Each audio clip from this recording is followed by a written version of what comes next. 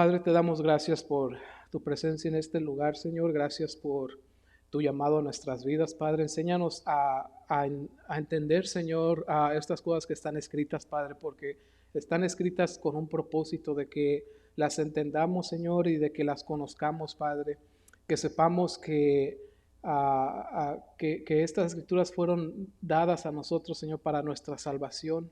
Que tengamos, Padre, el hambre y el interés necesario, Señor, de aprender estas cosas, Padre, para que estemos agradecidos, Señor, para que tu Espíritu Santo nos lo recuerde cada que sea necesario recordárnoslo, Padre. Te pedimos que en esta tarde seas tú, mi Dios, el que estés hablando, tu Espíritu Santo, Señor. Yo no quiero oscurecer tu palabra en ninguna forma.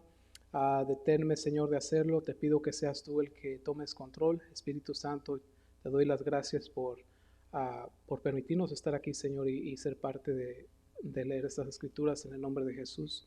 Amén. Estamos en el capítulo 19. Voy a empezar a leer del verso 23 en adelante.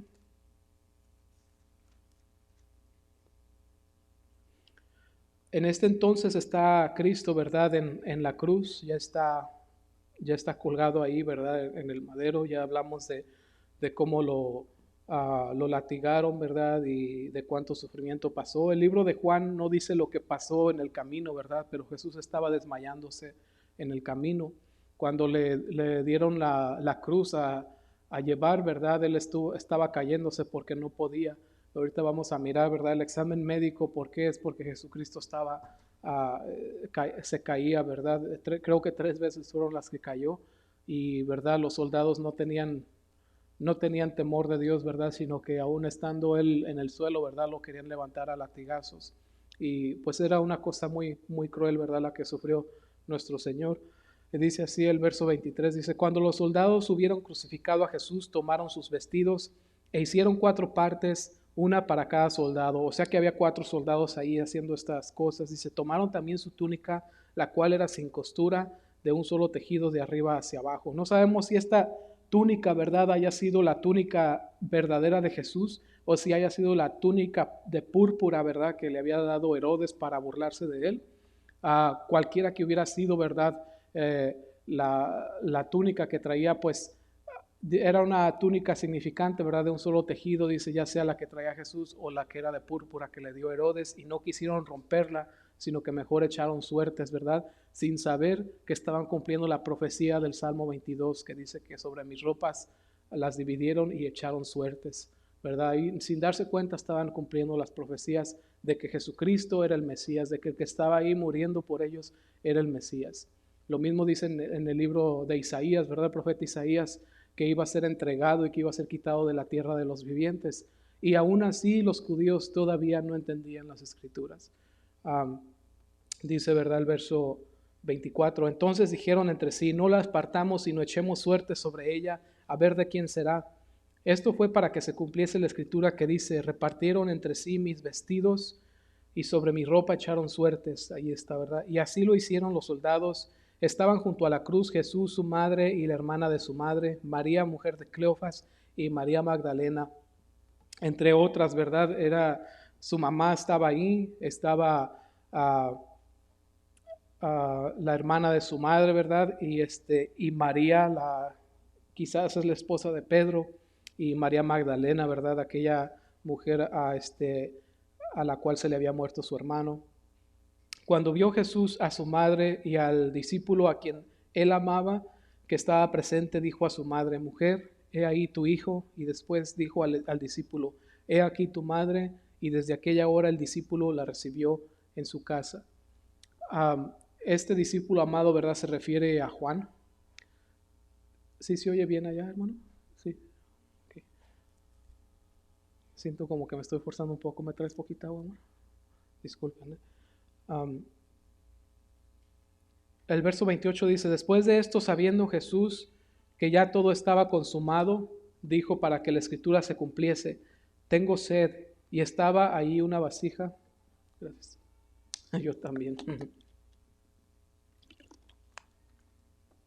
Dice, Dijo, ¿verdad? Para que la escritura se cumpliese, tengo sed, y estaba allí una vasija llena de vinagre, y entonces ellos empaparon el vinagre en una esponja y poniéndola en un hisopo se la acercaron a la boca. Cuando Jesús hubo tomado el vinagre, dijo, consumado es, y habiendo inclinado la cabeza, entregó el espíritu.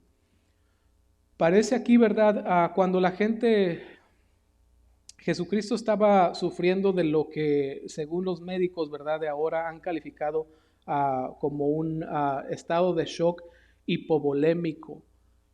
Hipovolémico, ¿verdad? Supuestamente la ciencia hipo quiere decir que es bajo, volumen, y hémico o hémica se refiere a la sangre. O sea que Jesucristo había perdido mucha sangre. Decían los historiadores, ¿verdad? Que a través de los latigazos de los romanos a veces rompían arterias, y las arterias, usted sabe, parecen mangueritas, ¿verdad? Esas tiran la sangre por donde quiera.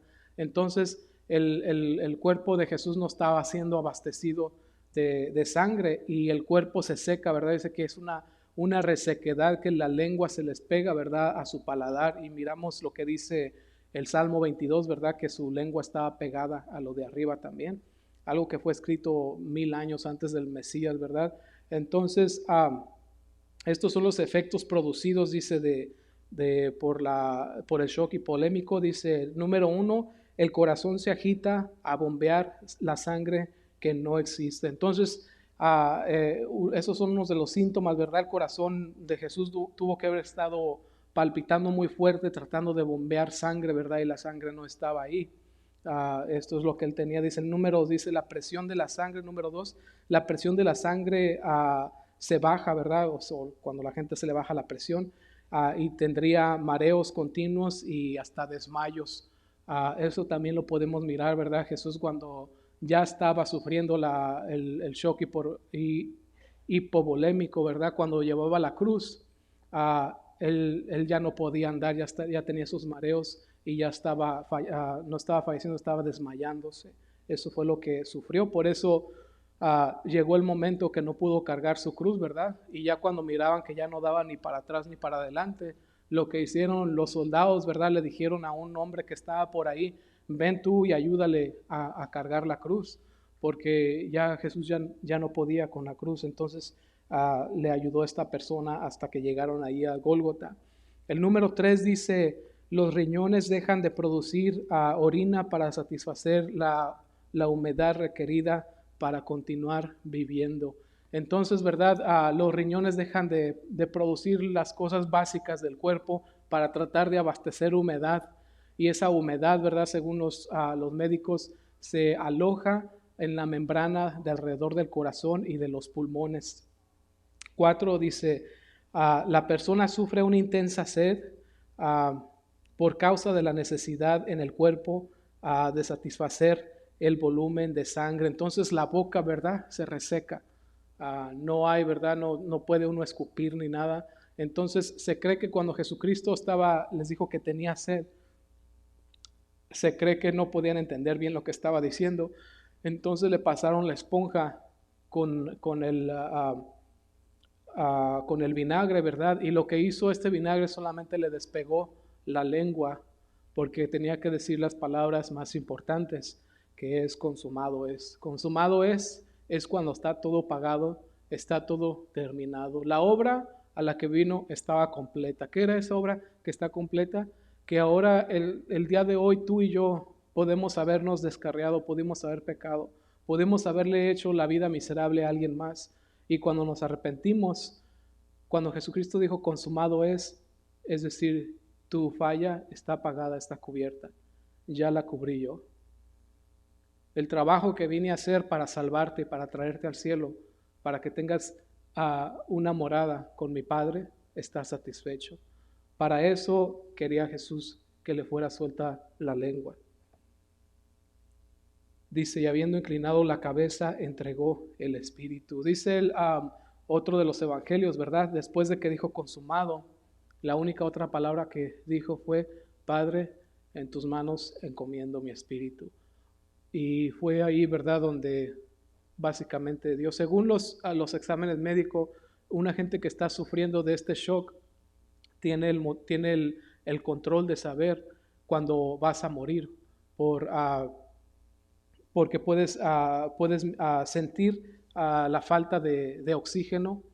Ahorita no me quiero adelantar, pero vamos a tocar eso. ¿Cómo fue que Jesucristo supo exactamente el momento en el que iba a entregar el Espíritu?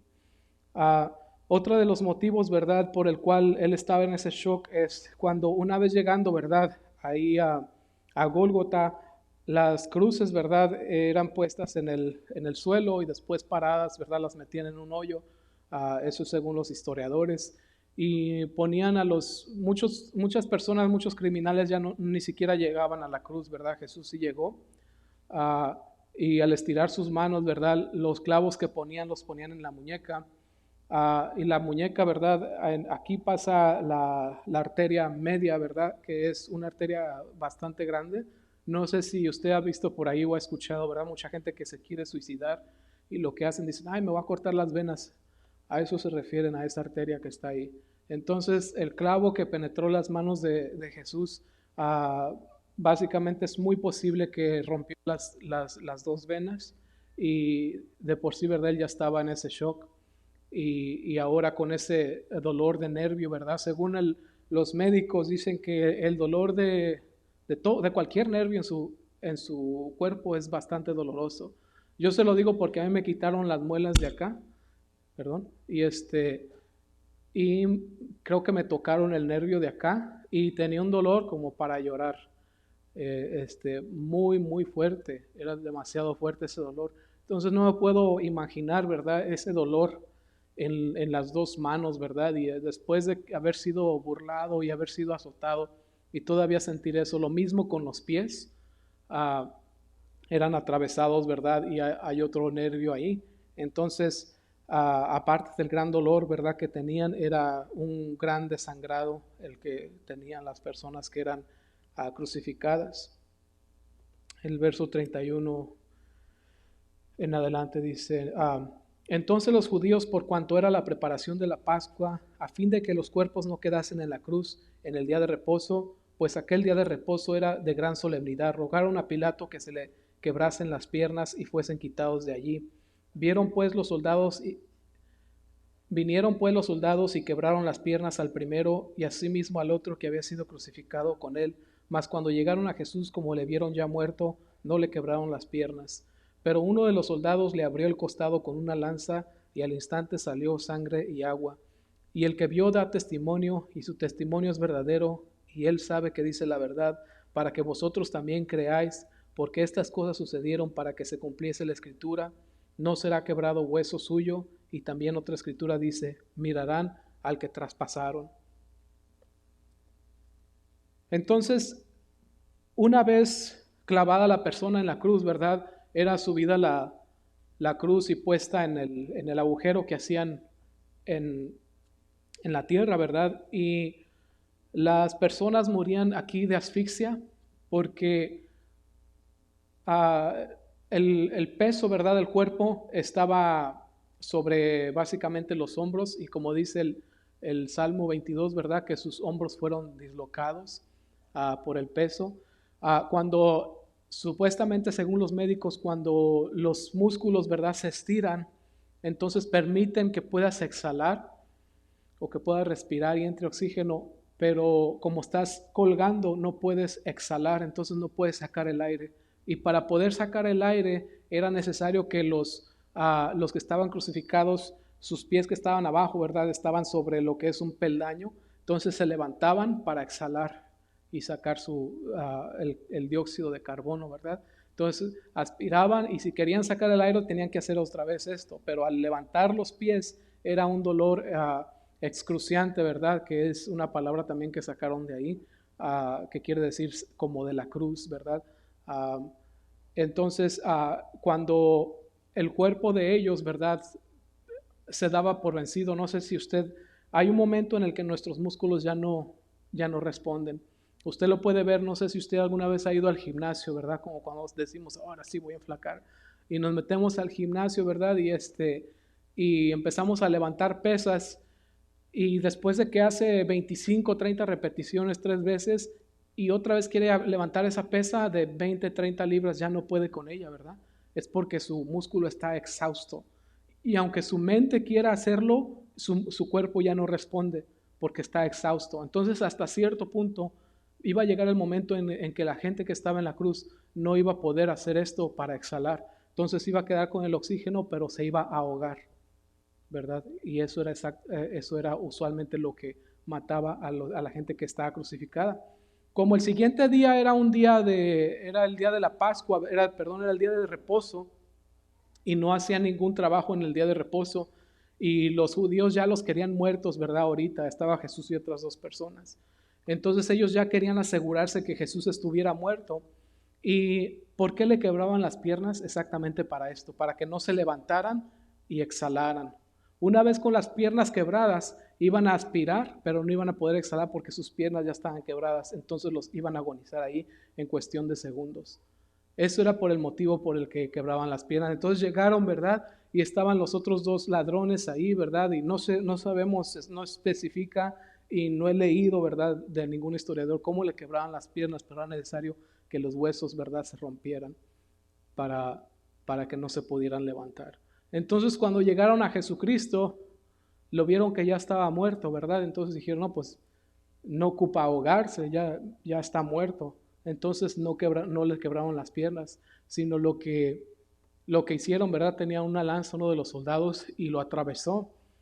Según los historiadores, creen que lo atravesó del lado derecho y hasta pegarle el corazón, ¿verdad? Lo atravesó su corazón y dice que salió sangre y agua, ¿verdad? Y dice el apóstol aquí que por qué salió, dice, agua y sangre. Y lo que dicen, ¿verdad? Los médicos, si es posible que eso acontezca con una persona. Dice, la causa de muerte en Jesús fue la asfixia, ¿verdad? Um, el shock hipovolémico que sufrió causó un rápido e irregular bombeo en el corazón, tratando de encontrar fluidos y colectando fluidos también para la sobrevivencia. Por causa de que Jesús estaba exhausto, ¿verdad? Y estaba bajo este shock, su cuerpo estaba tratando de absorber los más fluidos posibles y donde los guarda, según los médicos, ¿verdad? Esos fluidos es en la membrana del corazón y en la membrana de los pulmones. Dice, a ese guardo de agua se le llama, alrededor del corazón se le llama efusión pericardial, y al agua alrededor de los pulmones se le llama efusión pleural. Entonces, al perforar el lado derecho, sin duda, pasaron por esas membranas, ¿verdad? Entonces, y la membrana alrededor del corazón, la cual hizo sacar agua y al mismo tiempo después sacó sangre. Y eso es lo que aconteció con nuestro Señor, ¿verdad? Ese fue básicamente, esa es la explicación de por qué salió agua y sangre, pero su muerte, ¿verdad? Fue totalmente de asfixia, porque tuvo que haber sufrió de un ataque, de un arresto cardíaco. Voy a leer esta nota que hice aquí rápidamente. Dice, mientras las personas reducen su respirar, entran a lo que se llama acidosis respiratorio, donde el dióxido de carbono se disuelve en la sangre volviéndose un ácido. Eso es verdad cuando están levantándose para aspirar y después para exhalar, ¿verdad? Perdón, para exhalar se levantan y luego otra vez así. Pero cuando el dióxido de carbono es demasiado, ¿verdad? Se vuelve la sangre ácida, dice, el cual hace malfuncionar el corazón y es notorio para la víctima, la cual en esta ocasión Jesús, ¿verdad? Dijo, cuando sintió, ¿verdad? Que estaba agonizando, que aquella sangre ya estaba ácida, ¿verdad? Del tanto dióxido de carbono, él supo y fue cuando dijo, ¿verdad? Padre, en tus manos encomiendo mi espíritu, y lo más probable es que murió de un arresto cardíaco. Ya cuando el soldado, ¿verdad? Atravesó su pulmón y su corazón, ya nuestro Señor ya estaba muerto, ¿verdad? Ya no le rompieron las piernas, ya no necesitaba asfixiarle ni nada. Dice aquí el apóstol en el verso 36, dice que no le quebraron las piernas, dice, para que se cumpliese la escritura, no será quebrado hueso suyo. Y también otra escritura dice, mirarán al que traspasaron. Eso es lo que dice, ¿verdad? En el libro de Zacarías, el capítulo 2, el verso 10. Dice, ¿verdad? Que en aquel día, ¿verdad? En el tiempo que viene, sabemos que va a haber un líder mundial. Y ese líder mundial la gente lo va a recibir con las manos abiertas. Después se van a dar cuenta, ¿verdad? Que ese líder mundial no era un salvador, sino que es el anticristo. Y cuando el anticristo esté haciendo guerra en contra de los santos, ¿verdad? Y en contra de Israel, dice que los va a hacer huir, se van a ir, ¿verdad? A los montes de Petra, a los montes allá árabes, ¿verdad? Se van a estar escondiendo. Y ahí va a venir su Salvador, dice. Y mirarán al Señor venir en las nubes, esa es la segunda venida, ¿verdad? Y dice, y pondrá un pie sobre el monte de Sión y otro sobre el valle, ¿verdad? Del Armagedón. Dice, y rugirá el Señor, y dice, y todo el mundo le mirará, dice, y los que le traspasaron, dice, y se lamentarán, dice, porque mirarán a cuál, aquel, dice, al que traspasaron, y llorarán como llora, dice, quien pierde a un hijo unigénito.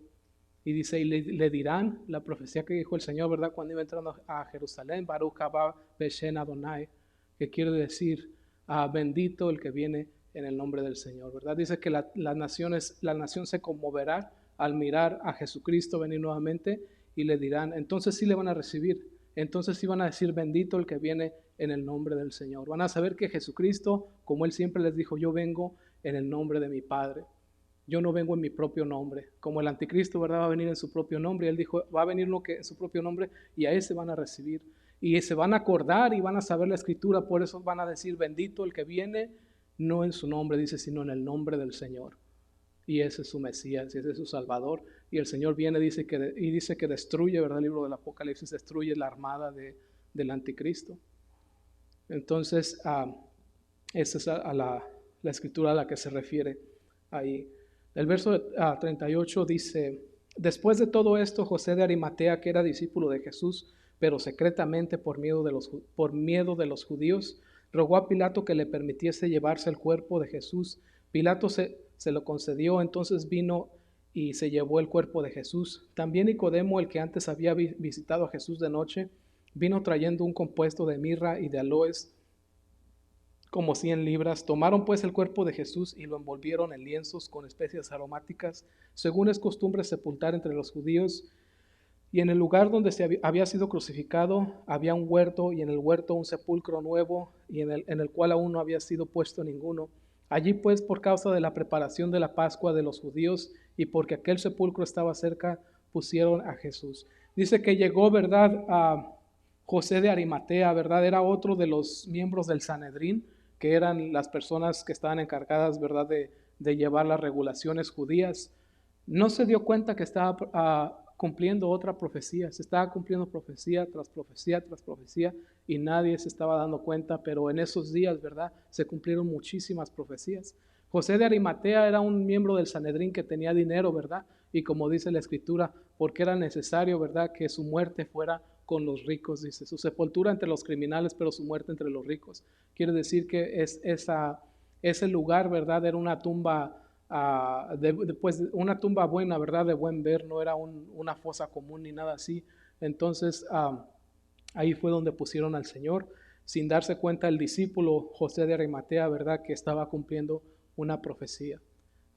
También Nicodemo, ¿verdad?, el que a la secreta, ¿verdad?, le seguía al Señor, porque sabía, ¿verdad?, él estaba sumando 1 más 1 y como que todo daba, ¿verdad? Porque me imagino, ¿verdad?, que estos dos miembros del Sanedrín sabían la Escritura y cuestionaban los milagros y las señales que Jesús hacía. Entonces decían, este es alguien, ¿verdad? Esta persona es alguien. Entonces no sabemos, no dice la Escritura nada más de lo que haya pasado después a ellos, pero eran creyentes, ¿verdad?, a la secreta. No sabemos si Dios honraría eso o no. Dice el capítulo 20, el primer día de la semana María Magdalena fue de mañana, siendo aún oscuro, al sepulcro y vio quitada la piedra del sepulcro. Entonces corrió y fue a Simón Pedro y al otro discípulo, aquel que amaba a Jesús, y les dijo, se han llevado del sepulcro al Señor y no sabemos dónde le han puesto. El domingo por la mañana, ¿verdad?, después de la muerte de Jesús, se levantó María Magdalena y dice, ¿verdad?, temprano, oscuro todavía, fue al sepulcro, ¿verdad?, quizás a llorar, no sabemos a qué fue, Pero llegando ahí le sorprendió que no había guardias, no había tampoco, no estaba la piedra ahí, ¿verdad? Y no entró, sino que se regresó a la carrera y les fue a decir a Pedro y a Juan, ¿verdad? Que alguien se lo había llevado porque estaba abierto ahí. Dice, entonces corrió y fue a Simón Pedro y al otro discípulo, perdón, el verso 3 dice, y salieron Pedro y el otro discípulo y fueron al sepulcro. Corrían los dos juntos, pero el otro discípulo corrió más aprisa que Pedro y llegó primero al sepulcro, y bajándose a mirar vio los lienzos puestos allí, pero no entró. Luego llegó Simón Pedro tras él y entró en el sepulcro y vio los lienzos puestos allí y el sudario que había estado sobre la cabeza de Jesús, no puestos con los lienzos, sino enrollado en un lugar aparte. Entonces entró también el otro discípulo que había venido primero al sepulcro y vio y creyó, porque aún no habían entendido la escritura que era necesario que él resucitase de los muertos, y volvieron a los discípulos a los suyos. Cuando llegó María, ¿verdad? Y les dijo, hey, no está el Señor ahí, alguien movió la piedra, ¿verdad? Se levantó Juan y Pedro, ¿verdad? Y echaron carrera. Y dice, ¿verdad? Juan me gusta, ¿verdad? Como dice que él corrió más rápido que Pedro, ¿verdad? Se lo alcanzó y se fue antes, pero no tuvo el valor de entrar a la tumba, sino que se esperó hasta que llegó Pedro. Imagino que Pedro estaba más viejo o más gordo, no sé, pero llegó después, ¿verdad? No jugaba fútbol. Entonces llegó y Pedro miró, ¿verdad? Y dijo, ¿sabes qué? Aquí están los lienzos, ¿verdad? Aquí está todo lo que él traía, está doblado, está en su lugar, no sé dónde está. Entonces entró Juan y dice que miró, ¿verdad? Y sí creyó que, no dice lo que creyó, si se lo habían llevado o no, porque dice que todavía no sabían, no se acordaban que era necesario que el Cristo resucitara de los muertos. Dice, pero María estaba afuera llorando junto al sepulcro, y mientras lloraba se inclinó para mirar dentro del sepulcro y vio a dos ángeles con vestiduras blancas que estaban sentados, el uno a la cabecera y el otro a los pies, donde el cuerpo de Jesús había sido puesto. Y le dijeron, mujer, ¿por qué lloras? Les dijo, porque se han llevado a mi Señor y no sé dónde le han puesto. Cuando había dicho esto, se volvió y vio a Jesús que estaba allí. ¿Verdad? Estaban los dos, Juan y Pedro, ¿verdad? Y María estaba afuera y estaba llorando, ¿verdad? Entonces se asoma y mira a estos dos ángeles, ¿verdad? No sabemos si sabe que son ángeles o no. Y ellos le hacen la pregunta, ¿verdad? Le dicen, ¿por qué lloras? Era algo difícil para ellos, ¿verdad? Porque le conocían, habían convivido con él. Pero la pregunta de los ángeles tenía motivo, ¿verdad? ¿Por qué lloras? De verdad, tus pecados fueron perdonados, ¿verdad? Vas a entrar a la casa del Señor, vas a conocer a Dios, le vas a ver cara a cara. No es motivo de llorar, ¿verdad? Recuerdan cuando nació Jesucristo, que vinieron los ángeles, ¿verdad? Y cantaban y le decían a los pastores, ¿verdad? Paz en la tierra y buena voluntad de parte de Dios, ¿verdad? Que Dios tenía buena voluntad para con los hombres, que era restaurarlos al lugar original de vivir en comunión con Dios. Por eso le pregunta a los ángeles, ¿verdad? Que por qué lloran, y ella dice, ¿verdad? Que porque se llevaron a su Señor. Dice, cuando había dicho esto, se volvió y vio a Jesús que estaba allí, mas no sabía que era Jesús. Jesús le dijo, mujer, ¿por qué lloras? ¿A quién buscas? Ella, pensando que era el hortelano, le dijo, Señor, si tú lo has llevado, dime dónde lo has puesto, y yo lo llevaré. Jesús le dijo, María. Volviéndose ella le dijo, Raboni, que quiere decir maestro. Jesús le dijo, no me toques, porque aún no he subido a mi Padre, mas ve a mis hermanos y diles, subo a mi Padre y a vuestro Padre, a mi Dios y a vuestro Dios. Fue entonces María Magdalena para dar a los discípulos las nuevas de que había visto al Señor y que Él había dicho estas cosas. Está María, ¿verdad? Ahí está llorando y le dicen los ángeles que por qué llora, y después voltea y mira a esta persona y piensa que es el hortalero, ¿verdad? La persona de ahí. Y le dice, si tú te lo llevaste, dime dónde le pusiste. Y le dice, María, ¿verdad? Pienso que le dijo en su voz que ella le conocía, entonces supo que era su maestro, ¿verdad? Le dice Raboni, y por lo que dice la escritura parece como que ella quiso abrazarlo, ¿verdad? O lo quiso besar, no sé, ¿verdad? No era algo que no habían hecho con Jesús, ¿verdad? Cuando Jesús hacía milagros en varias ocasiones, ¿verdad? Se postraron delante de sus pies. No sabemos qué tipo de aspecto físico o de contacto físico quiso hacer María, ¿verdad? Me imagino que a lo mejor lo quiso abrazar y le dice el Señor, todavía no, ¿verdad? Porque no he subido a mi Padre, pero ve y dile a mis hermanos, dice. Jesucristo les había llamado siervos, ¿verdad? Les había llamado amigos, pero a este punto no les había llamado hermanos. Y desde ese entonces, ¿verdad? Les empieza a llamar hermanos a los discípulos. Y dice, ve y platícales, diles que voy a subir, dice, a mi Padre, que también es su Padre de ellos. Había roto esa separación por la cual decían que él era un blasfemo porque se hacía a sí mismo hijo de Dios. Y ahora Jesús les está diciendo, ¿sabes qué? Subo a mi Padre y al Padre de ustedes. Qué hermoso es saber que el día de hoy tú le puedes decir Padre. Que ya no es una blasfemia si tú dices, voy a orar a mi Padre en lo secreto, voy a buscar a mi Padre, le voy a pedir a mi Padre, ¿verdad? El Señor está diciendo, voy a mi Padre y a vuestro Padre, dice, a mi Dios y a vuestro Dios, ¿verdad? ¿Por qué dijo eso? Porque tenía el acceso a su Dios, ¿verdad? A nuestro Dios. Y les dice, dile a mis hermanos, ¿por qué? Porque ellos también ya tienen acceso a ese Dios. Ahora, no nomás eres mi hermano, es tu Padre y tienes acceso, el mismo acceso que tuve yo. Es mi Dios y es vuestro Dios. Y el día de hoy podemos tener esa confianza que podemos entrar y pedir a nuestro Padre y a nuestro Dios sin ninguna barrera. Eso es lo que le estaba diciendo Jesucristo a María Magdalena. Dice el verso 19, cuando llegó la noche de aquel mismo día, el primero de la semana, estando las puertas cerradas en el lugar donde los discípulos estaban reunidos por miedo de los judíos, vino Jesús y puesto en medio les dijo, paz a vosotros. Cuando les hubo dicho esto, les mostró las manos y el costado, y los discípulos se regocijaron viendo al Señor.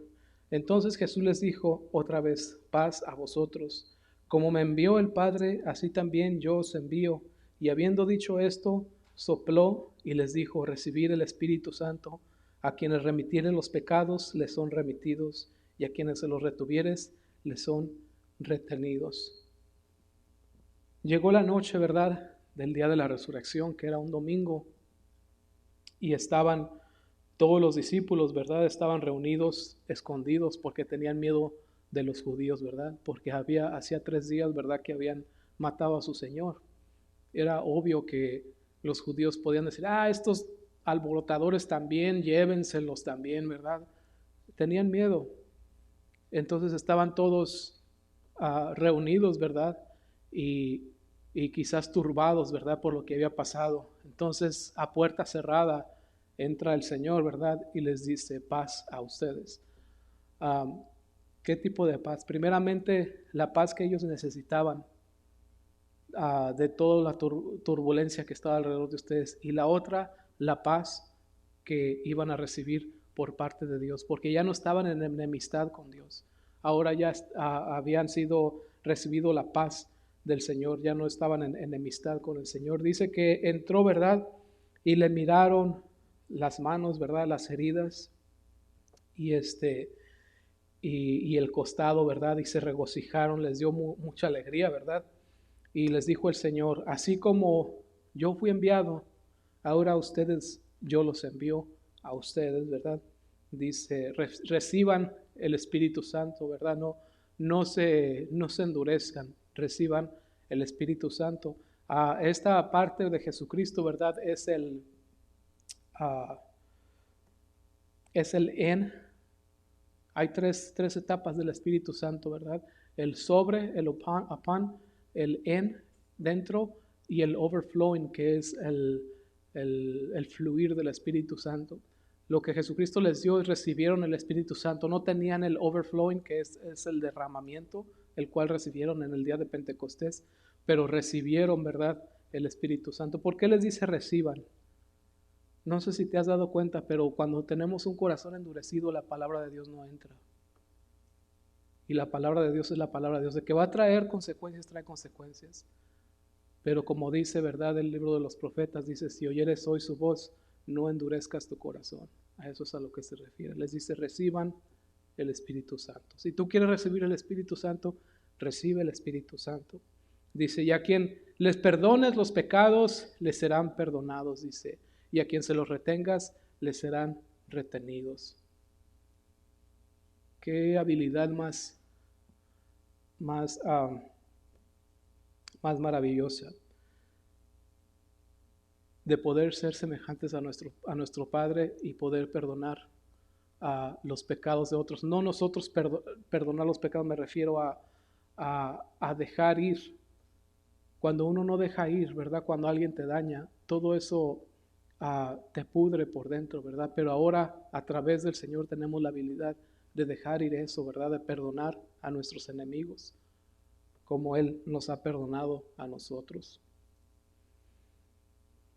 Dice que les enseñó, ¿verdad?, las manos y el costado, ¿verdad? Uno de los profetas, creo que es Zacarías, ¿verdad? No sé si es Zacarías o es, no recuerdo en realidad, pero dice, ¿verdad?, que en aquel día llegaremos con el Señor, ¿verdad?, con el Señor Jesucristo. Y dice y le miraremos a sus manos, dice, y miraremos sus heridas, dice, en sus manos, y le preguntaremos en aquel día, ¿dónde te hiciste esas heridas? Dice, y Él les contestará, me las hice en la casa de mis amigos. Aún ahí, ¿verdad?, el Señor, miramos la respuesta del Señor, que no dice, me la hicieron estos ingratos, ¿verdad?, ni nada, sino que dice que esas heridas se las hicieron en la casa de sus amigos.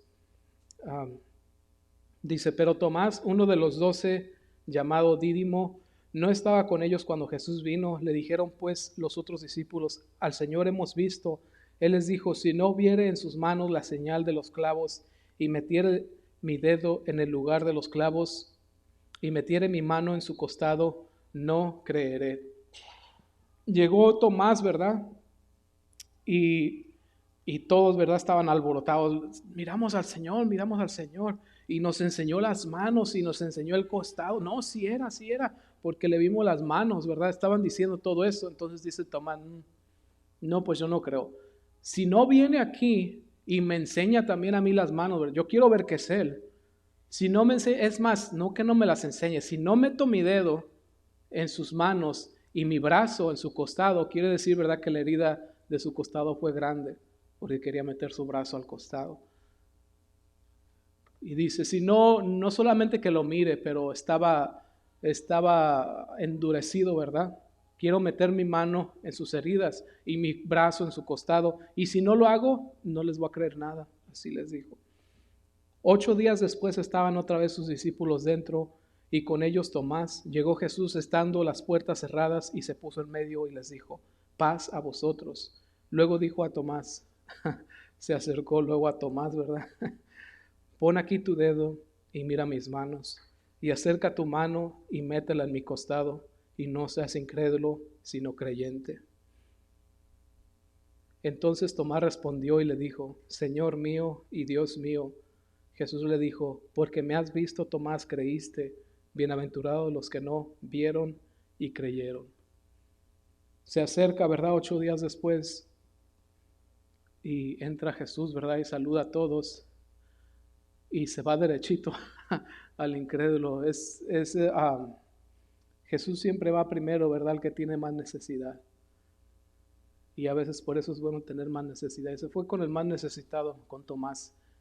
Y le dice, Tomás, mete tu dedo en mis manos y tu brazo en mi costado. Y no seas incrédulo, sino creyente. Y se postra Tomás, ¿verdad?, y le llama Señor mío y Dios mío. Y Jesús no lo refuta, ¿verdad? No dice, no, no soy Dios, sino que recibe, ¿verdad?, la adoración. Dice el Señor, bienaventurados o felices son aquellos que no me vieron y creyeron. Esos somos nosotros, hermanos, los que hemos creído sin necesidad de meter nuestros dedos ni nuestro brazo. Ya hemos sido bendecidos por el Señor. Y con esto voy a terminar. Vamos a orar. Padre, gracias por tu palabra el día de hoy, mi Dios. Gracias por ese sacrificio que hiciste por nosotros. Gracias, Jesús, porque tu cuerpo, Señor, fue sacrificado por el nuestro, por nuestros pecados, por nuestra rebelión, Señor.